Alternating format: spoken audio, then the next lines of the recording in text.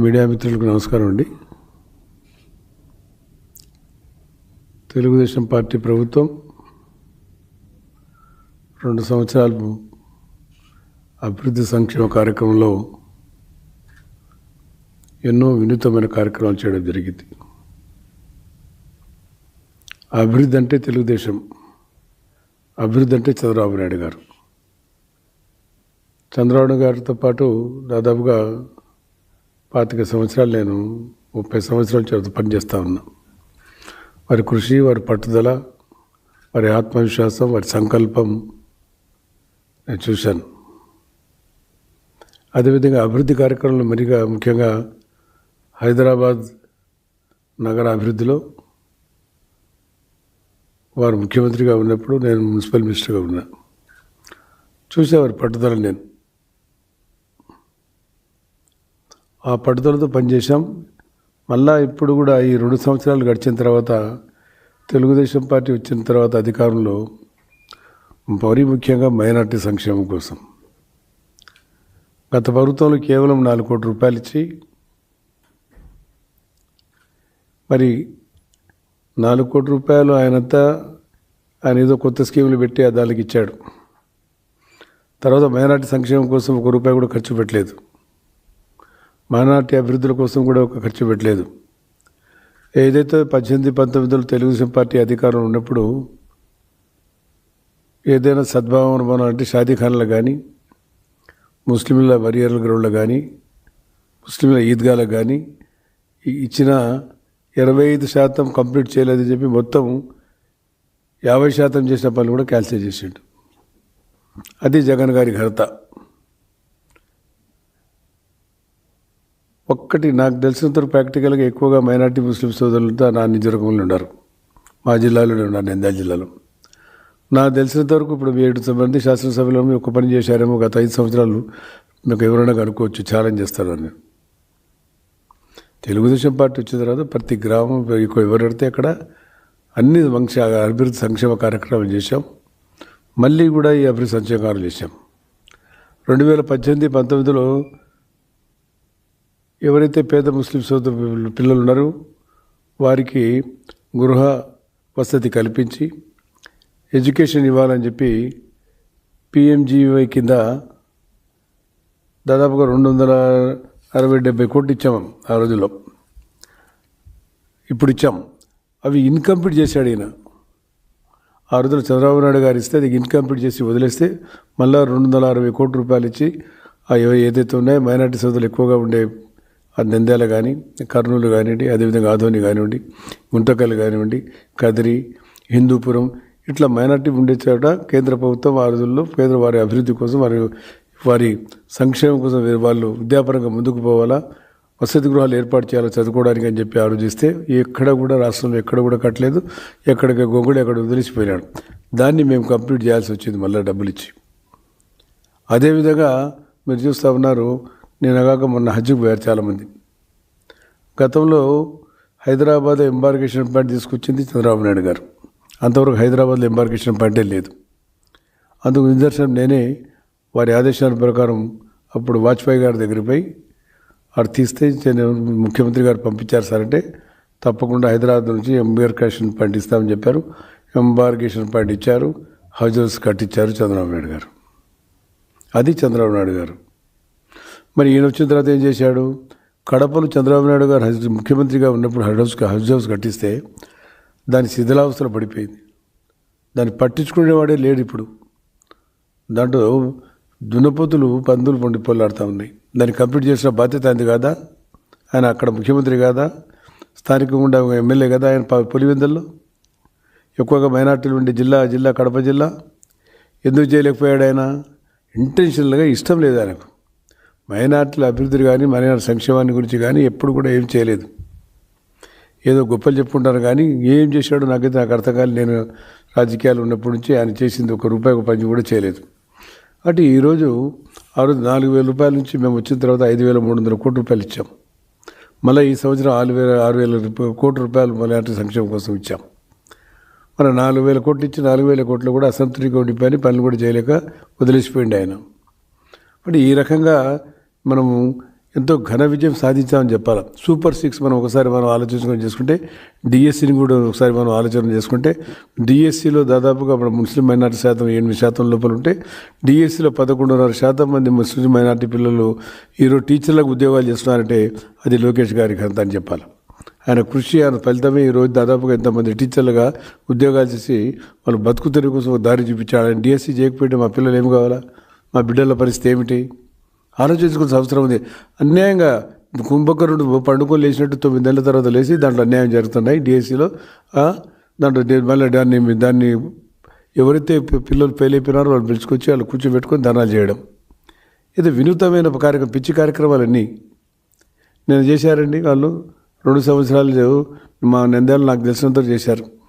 గాడిదలు గుర్రాలు తీసుకొని పూరేంపులు చేసుకున్నారు. జనం నవ్వుతూ ఉన్నారు. ప్రజలను మీరేం ముఖంలో పెట్టుకొని పోతారు, ప్రజలు మీకు ఏం చెప్తారు? మీరు చేసిన మీరు 2 ఏళ్ళలో మేము చేసిన కార్యక్రమాలు చేస్తే మీరు ఏ కార్యక్రమం చేసుకోకుండా మేము చేయలేదని చెప్పి ప్రజలకు పంపబెట్టడం, ప్రజలకు మోసమాట చెప్పడం. అదే కాకుండా మన రాజశేఖర రెడ్డి గారి విగ్రహం మా నంద్యాలలో పడిపోయింది. కొట్టినవాడు ఎవడు? మీ వాడు.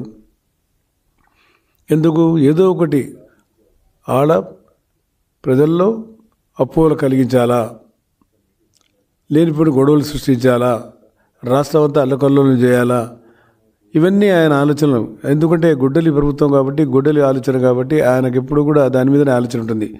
ఎవరిని నమ్మాలి, ఎవరిని చంపాలి, ఎవరిని నరకాలి, ఎట్లా చేస్తే బాగుంటుంది అని చెప్పి. లేకుంటే ఆడ గొడవ సృష్టించాలని చెప్పి ఈ గొడవ తీసుకుని రాష్ట్రం అంతా చేయాలని చెప్పి ఆ ఆలోచనతో ఒక దురాలోచనతో ఈ రాక్షసుడు చేసిన పని ఇది.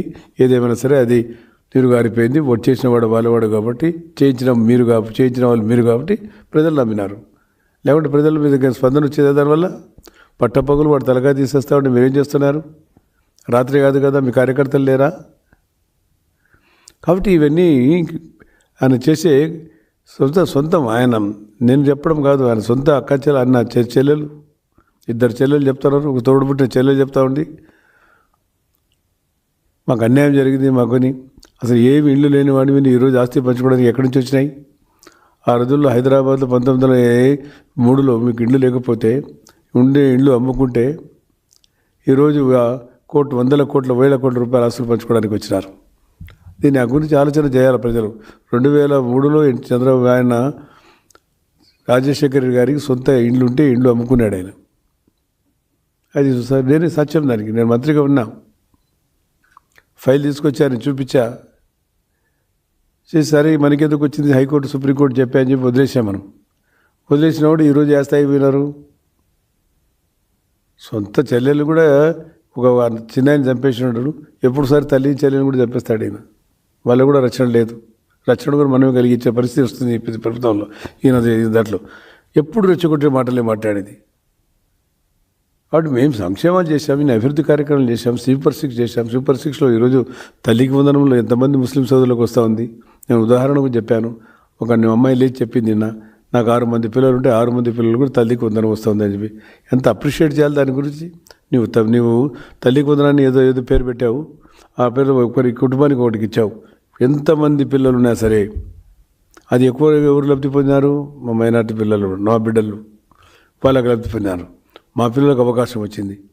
ఈరోజు వాళ్ళు చదువుకోవడానికి అవకాశం కలిగించారు, చదువుతూ ఉన్నారు. ఇందాక చెప్పా డిఎస్సీలు 11.5% మన పిల్లలు వచ్చారంటే మేము ఎంత గర్వపడుతున్నాం. లోకేష్ బాబు గారి మీద కానీ చంద్రబాబు నాయుడు గారు ఇంత మంచి అవకాశం ఇచ్చారు. ఈరోజు పిల్లలు బతుకు తెరువు చూపించారు. వారు సన్న పిల్లలు ఉన్నా సరే ఇంట్లో అకామిడేషన్ లేకపోయినా సరే ముస్లిం ఇళ్ళు మీకు తెలుసు చాలా పేదరికం, చాలా చిన్న ఇళ్ళు ఉంటాయి వాళ్ళకు. ఆ ఇళ్ళను చదువుకొని పెద్దగా ఈ పిల్లలు ఈరోజు ఉద్యోగాలు సంపాదించినారంటే దానికి ఎవరు కారకులు ఎవరు? చంద్రబాబు నాయుడు గారు వెనుక నుండి చేశారు. మరి ఇన్ని సంక్షేమ కార్యక్రమాలు చేశాం. ఇప్పుడు ఉర్దూ అకాడమీ స్థాపించాం, మైనారిటీ ఫైనాన్స్ కార్పొరేషన్ ఏర్పాటు చేసినాం. అదేవిధంగా మీకు హజ్ కమిటీని వేశాం. హజ్ కమిటీ కూడా ఎంబార్కేషన్ పాయింట్ ఎవరైతే విజయవాడ నుంచి పోతారో వారికి ₹1,00,000 ఇస్తామని చెప్పాము. ఎవరైనా భారతదేశంలో ఇచ్చారే స్కీమ్ మీరు చెప్పాలి. ఒక్కరైనా భారతదేశంలో ఇవ్వలేదు చంద్రబాబు నాయుడు గారు ప్రభుత్వం తప్పనించి.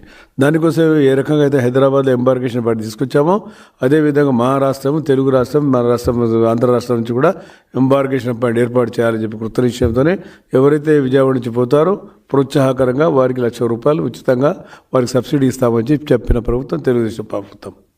ఈరోజు దాదాపుగా 333 మంది పోయారు. మేము రికమెండెడ్ వాళ్ళకి వచ్చి పోయి ఇచ్చినారు కాబట్టి మేము ఫైనాన్స్ కార్పొరేషన్ రాసాం. ఇమ్మీడియట్లీ వాళ్ళ అకౌంట్లో డబ్బులు వేయమని చెప్పించాం. గతంలో 72 మంది పోతే గత సంవత్సరం 72 మంది కూడా డబ్బులు వేసేసాం. మరి మోజోళ్ళకి ఎవరు పిలిపించారు? ఇమాములకు ఎవరు ఇచ్చారు? ఇంట్రడక్షన్ చేసింది ఎవరు? ఈరోజు రెవల్యూషన్గా తీసుకొచ్చింది ఎవరు? మైనార్టీ ఫ్యామిలీలో ముస్లిమ్స్లో రెవల్యూషన్ తీసుకొచ్చింది తెలుగుదేశం పార్టీ. నాకు నిదర్శనం నేనే ఉన్నా అప్పటి నుంచి కూడా ఈరోజు వరకు కూడా. ఏ సంక్షేమం లేదు ఆ రోజుల్లో. ప్రతి సంక్షేమం ఇంట్రడ్యూస్ చేసింది చంద్రబాబు నాయుడు గారు, ఎన్టీ రామారావు గారు. ఇలా మైనార్టీ ఫైనాన్స్ కార్పొరేషన్ అనేదే లేదు. ఏర్పాటు చేసింది మహానుభావుడు ఎన్టీ రామారావు గారు. ఈరోజు జరిగే సంక్షేమ కార్యక్రమాలన్నీ కూడా తెలుగుదేశం పార్టీ తరఫు నుంచి జరిగినాయి. ఈరోజు దుర్హం పథకం ఎవరు ఏర్పాటు చేశారండి? దుర్హం పథకం చంద్రబాబు నాయుడు గారు ఫస్ట్ ఏర్పాటు చేశారు. దాంతోపాటు హాస్టల్కి ఇవ్వాలి నిర్ణయం తీసుకున్నాం. మసీదుల మరమ్మతులకు ఎక్కడితే మసీదులు ఉన్నాయో శిథిలావస్థలో వారికి డబ్బులు కడితే డబ్బులు ఇచ్చారు. చర్చిలకు డబ్బులు ఇచ్చాము. అదేవిధంగా ఇక్కడ చర్చ్ భవన్ కట్టించాము, క్రిస్టియన్ భవన్ 16 కోట్ల రూపాయలు ఇచ్చాము. దాన్ని కంప్లీట్ చేయకుండా వదిలేశాడు ఈయన. చంద్రబాబు నాయుడు గారు వచ్చిన తర్వాత మళ్ళీ మన ముఖ్యమంత్రిగా అయిన తర్వాత మళ్ళీ మమ్మల్ని వారు రిప్రజెంట్ చేశారు. సార్ మధ్యలో వదిలేసిపోయింది ఆయన, దయచేసి మీరు కంప్లీట్ చేయాలని. ఆ రోజు 16 కోట్ల రూపాయలు ఇచ్చాము. ఏమైపోయినాయి డబ్బులు? ఏమైపోయినాయి? మేము దాదాపుగా 70% మేము కంప్లీట్ చేశాం. ఇంకా 30% నిలబడిపోయింది. ఎవరు దీనికి కారకులు? కాబట్టి ఈ అభివృద్ధి అనేది చంద్రబాబు నాయుడు అభివృద్ధి అనేది ఈరోజు ఏ రకంగా పోతా ఉంది మనకందరూ తెలుసు. కాబట్టి ఈరోజు నిన్ననే చూశారు ఒక మంచి ప్రోగ్రాం. 250 మంది పిల్లలకు ఎవరైతే 450 మార్కులు సాధించిన ముస్లిం పిల్లలు ఉన్నారో వారికి వక్ఫ్ బోర్డు తరపున వాళ్ళు ఎగ్జామ్స్ పెట్టి మళ్ళీ వాళ్ళలో ఉత్తీర్ణుల వాళ్ళు ఎవరైతే ఉన్నారో ఆ పిల్లలకు 250 మంది ప్రతిభావంతులను గుర్తించి వారికి వక్ఫ్ బోర్డు ద్వారా వాళ్ళ డబ్బుతో ఈరోజు వాళ్ళకి చదివేయడం జరుగుతుంది. ఒక అబ్బాయికి దాదాపు 2-2.5 లక్షల రూపాయలు ఖర్చు చేస్తూ ఉంది. అది తెలుగుదేశం ప్రభుత్వం. వారి ఆదాయంతో వారు సొంత డబ్బుతో వారు ఏర్పాటు చేసుకుంటామని సంతోషం అని చెప్పాం. మీరు చేసుకోండి, మీరు మీ దగ్గర రిసోర్స్ ఉంటే చేసుకోండి, పెంచుకొని మీరు అమలు చేయండి అని చెప్పడం జరిగింది. మరి ఈరోజు దాదాపుగా 1630 మంది హజ్ యాత్రికులు పోతే అందరూ కూడా సురక్షితంగా వచ్చేదానికి అన్ని ఏర్పాటు చేశాం. పోయి ఇక్కడ ఇటు నుంచి కానీ హైదరాబాద్ నుంచి కానీ బాగా బ్రహ్మాండంగా ఎప్పుడు గతంలో ఎవరు చేయలేని విధంగా మనం ఇక్కడ నుంచి వాళ్ళకు సెండ్ ఆఫ్ చేశాం మక్కా పోయడానికి. ఈ రకంగా సంక్షేమ అభివృద్ధి కార్యక్రమాలు ఒక తెలుగుదేశం పార్టీలో 2 సంవత్సరాలు చేశాం. సద్భావన భవనం కోసం ప్రపోజ్ చేశాం. దాదాపుగా 1000 కోట్ల రూపాయలు రావాలి, సద్భావన భవన్స్ రావాలి. రాష్ట్రంలో చాలామంది రిప్రజెంటేషన్స్ ఎమ్మెల్యేల దగ్గర అని చెప్పి సద్భావన భవన్స్ కూడా ఏర్పాటు చేస్తూ ఉన్నాం. ఈ రకంగా మైనార్టీస్ ముస్లిమ్స్ కోసం కట్టుబడి ఉన్నాం. మరి అదేవిధంగా మీకు తెలుసు దాదాపుగా హైదరాబాద్ మనము దాదాపుగా 93 లా డిపార్ట్మెంట్కి వస్తే 93 కోట్లు ఇచ్చాము. రాష్ట్రంలో కొత్తగా 93 కోట్లు ఇచ్చాము. 1750 మందికి కావాలి. వాళ్ళకు 93 కోట్లకు వాళ్ళకు మాకు దాదాపుగా మాకు 22,000 మంది కావాలంటే ముఖ్యమంత్రి గారు 1735 మందికి ఈరోజు అనుమతి ఇచ్చారు. మీరు కోట్లలో కావాల్సిన వాళ్ళకి కావాల్సిన మీకు ఎంతమంది కావాలో అంతమందికి మీరు ఎంప్లాయ్మెంట్ ఇచ్చుకోరు. వాళ్ళు కోరిన తర్వాత ఇచ్చాము. ఎవరు ఇచ్చినారు? మనం ఇచ్చాం, మన ప్రభుత్వం ఇచ్చింది.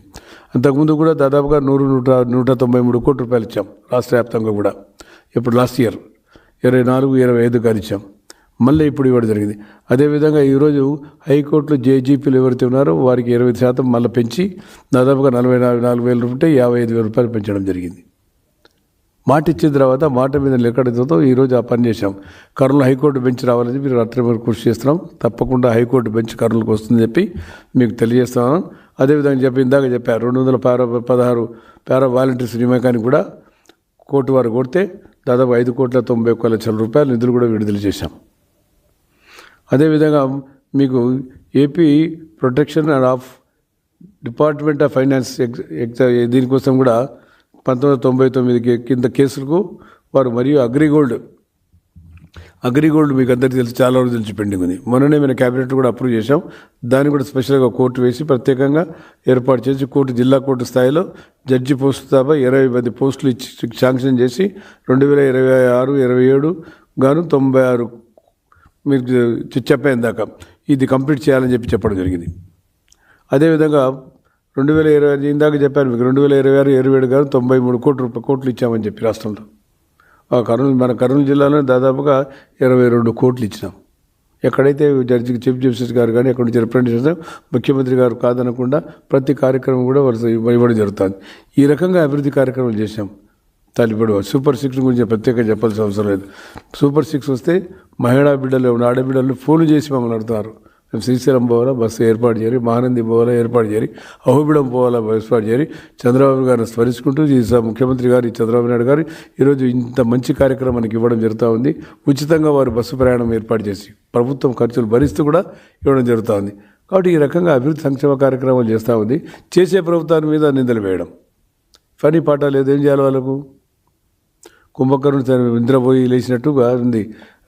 ఆ రోజు 2004 జూన్ 4వ తేదీ అందరూ కూడా రాక్షస పరిపాలన పోయింది, ప్రజా పరిపాలన వస్తూ ఉంది, చంద్రబాబు నాయుడు గారు నాయకత్వం వస్తూ ఉంది. ఎంతో ఆనందంగా దోడికలతో టపాకాయలు కాల్చి ఆనందంతో ఉత్సాహాలతో లోగిసలాడినారు. కానీ ఈ రాక్షస పరిపాలన పోయిన తర్వాత ఈ రాక్షసు ఇంకా మర్చిపోవడంలే. ఆయన వారు ఎలక్షన్ల గురించి మాట్లాడతాడు. నువ్వు ఏ రకంగా ఎలక్షన్ జరిపావా? నిన్న మేము ప్రజాస్వామ్య పద్ధతులు నిరసన తెలుపుతామంటే ఎక్కడ మేము కాదనిలే. మేము నిరసనలు చెప్తే మీరు మమ్మల్ని హౌస్ అరెస్ట్ చేశారు. ఇంట్లో నుంచి బయటికి రాలేదు తెలుగుదేశం వాళ్ళను, తెలుగుదేశం కార్యకర్తలను మమ్మల్ని హౌస్ అరెస్ట్ చేయలేదా? మీరు ఏ కార్యక్రమం కూడా బయటికి రానివ్వలేదు. ప్రతి కార్యక్రమం కూడా పోలీసులు బయట పెట్టి మమ్మల్ని రానియకుండా మీరు ధర్నాలు చేసాం. మేము అట్లా ఆ పని చేయలేదు. మీరు గాడిదలు తీసుకుని తిరిగినా, గుర్రాలు తీసుకుని తిరిగినా, దున్నపోతులు తీసుకుని తిరిగినా మేము అలౌ చేసాం. కాబట్టి ఈ రకంగా ఈ 2 సంవత్సరాలు ఎంతో అభివృద్ధి సంక్షేమకరంగా చేశాం. దాన్ని ప్రజల దగ్గర తీసుకుపోయి ఈరోజు పని చేశాం. ఈరోజు మన పార్టీ ఆఫీస్లో గ్రీవెన్స్లో కూర్చాం. ఎంతమంది వస్తున్నారండి గ్రీవెన్స్లో? ఎక్కడికక్కడ పరిష్కారం చేస్తున్నాం సాధ్యమైనంత వరకు. ఏదైతే ప్రభుత్వం చేయగలుగుతో ఆ పనులన్నీ ఈరోజు ఆదేశాలు ఇచ్చి మనం చేయగలుగుతా ఉన్నాం. ప్రజాప్రభుత్వం కాబట్టి ఈరోజు మళ్ళీ చాలా విషయాల గురించి చెప్పాం. ఇంకా చాలా విషయాలు ఉన్నాయి. ఈరోజు మాకు అవకాశం కలిగించినందుకు మరి పత్రికా విలేకరుల ద్వారా మీకు అందరికీ నా వందనాలు, శుభాభివందనాలు తెలియజేసుకుంటున్నాను. Thank you. ఎనీథింగ్